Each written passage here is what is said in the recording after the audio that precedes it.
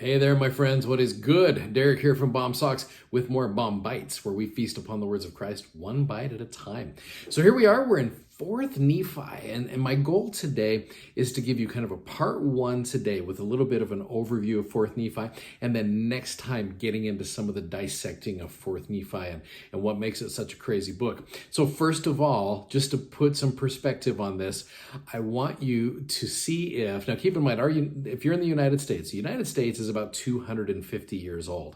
Can you imagine taking a 250-year history of a country and trying to write a short little paragraph or two about it and about how to be happy and how to achieve the greatest amounts of success and happiness as you try to put it together into just maybe a paper of some kind on one.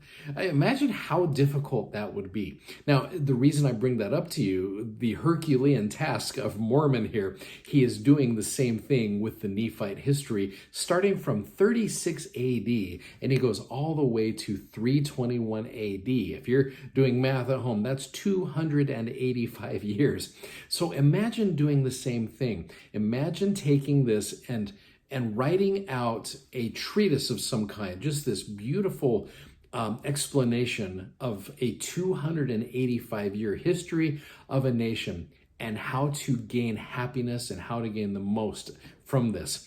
And so that's kind of what 4th Nephi is all about, is as you really break this down. In fact, what I'm going to have you do, today's episode is going to be pretty brief actually, because much of what you're going to do is going to be after we close this up. So what I'm going to have you do is this. Now, the first 110 years of 4th Nephi, it's awesome. You could easily title this How to Be Happy. It is so amazing. You go through and you study these things and you see what the Nephites did for 110 years.